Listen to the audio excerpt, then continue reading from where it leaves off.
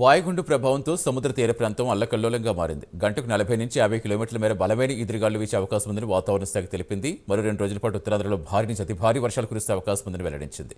కోస్తాంధ్ర తీరంలో బలమైన గాలులు, ఎగుసుపడేళ్లతో జాగ్రత్తగా ఉండాలని వాతావరణ నిపుణులు హెచ్చరిస్తున్నారు. మత్స్యకారులు సముద్రంలో వేటకు వెళ్లొద్దని హెచ్చరికలు జారీ చేశారు. మరిన్ని వివరాలు విశాఖ సముద్ర తీరం నుంచి మా కరెస్పాండెంట్ చంద్రశేఖర్ అందిస్తారు. వాయువ్య మధ్య బంగాళాఖాతంలో ఏర్పడినటువంటి ఆవర్తనం అల్పపీడనంగా మారింది. అల్పపీడనం కాస్త 2 రోజుల కిందటైతే వాయుగుండంగా మారిందంటూ వాతావరణ శాఖ అధికారులు ఇప్పటికే చెప్పిన పరిస్థితి కనిపించింది. ఈ నేపథ్యంలో ఈ రోజు మధ్యాహ్నం లేదా ఈ రోజు సాయంత్రానికి ఒరిస్సా వద్ద వాయుగుండం తీరం దాటే అవకాశం ఉన్నట్లు కూడా వాతావరణ శాఖ అధికారులు అయితే హెచ్చరికలు జారీ చేశారు. దీని ప్రభావంతో కోస్తాంధ్రలోని పలు ప్రాంతాల్లో మోస్తారు నుంచి భారీ వర్షాలు అయితే కురవనున్నాయి.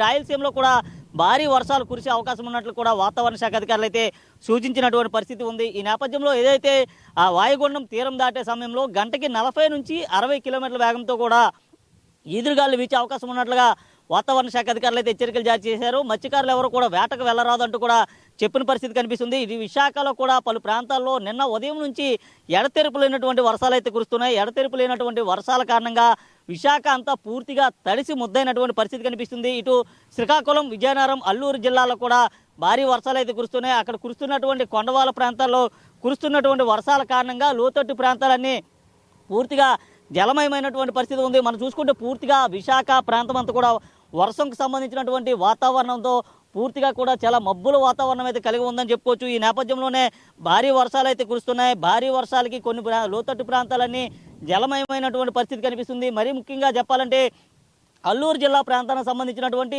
లంబసింగి ప్రాంతంలో కురుస్తున్నటువంటి భారీ వర్షాల కారణంగా అక్కడ ఉన్నటువంటి గెడ్డలు, వాగులు అన్నీ పొంగి ప్రవహిస్తున్నటువంటి పరిస్థితి ఉంది. ఇటు పాడేరు, అరకు ఈ ప్రాంతంలో కూడా భారీ వర్షాలు అయితే కురుస్తున్నాయి. ఇటు అనకాపల్లి జిల్లాలో కూడా భారీ నుంచి మోస్తారు నుంచి భారీ వర్షాలు కూడా నమోదవుతున్నటువంటి పరిస్థితి ఉంది. అయితే ఈ రోజు మధ్యాహ్నానికి ఒరిస్సా వద్ద తీరం దాటనున్న సమయంలో భారీగా గాలులు వీచే అవకాశం ఉన్నట్లు కూడా వాతావరణ శాఖ అధికారులు అయితే భావిస్తున్నారు. దీని ప్రభావంతో కోస్తాంధ్ర, రాయలసీమ అంతటా కూడా మోస్తారు నుంచి భారీ వర్షాలు కురవడంతో పాటు ఇటు 2 తెలుగు రాష్ట్రాల్లో కూడా భారీ వర్షాలు అయితే ముంచెత్తిన పరిస్థితి కనిపిస్తుంది. అయితే ఈ నేపథ్యంలోనే అయితే ఈరోజు ఏదైతే వాయుగుండం తీరం దాటే సమయానికి భారీ గాలులు వీచే అవకాశం ఉన్నటువంటి పరిస్థితి అయితే కనిపిస్తుంది. అయితే ప్రస్తుతం ఏపీకి అయితే ముప్పు తప్పినట్లుగానే వాతావరణ శాఖ అధికారులు అయితే భావిస్తున్నారు. అయితే గత 3 రోజులుగా కూడా కురుస్తున్నటువంటి వర్షాలు ఏవైతే ఉన్నాయో వర్షాల కారణంగా లోతట్టు ప్రాంతాలన్నీ పూర్తిగా జలమయమైనటువంటి పరిస్థితి కనిపిస్తుంది. ఇటు కాన్వెంట్ కూడలు కానీ, అటు పూర్ణ మార్కెట్ కూడలు కానీ, ఇటు గాజువాక, అనకాపల్లి, నర్సీపట్నం, చింతపల్లి, పాడేరు, అరకు ఈ ప్రాంతాల్లో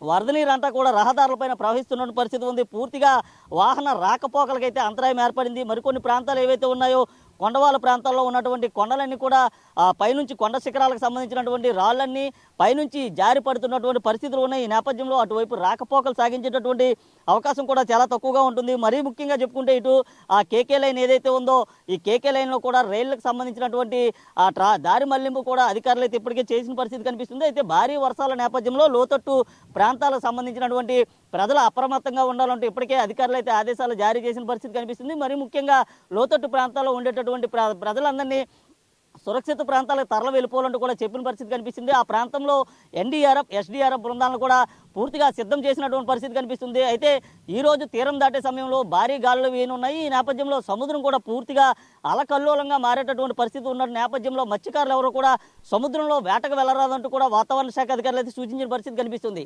ఇది ప్రస్తుతం ఉన్నటువంటి తాజా పరిస్థితి. వీడియో జర్నలిస్ట్ అరుణ్తో చందు, ప్రైమ్ 9 విశాఖ నుండి.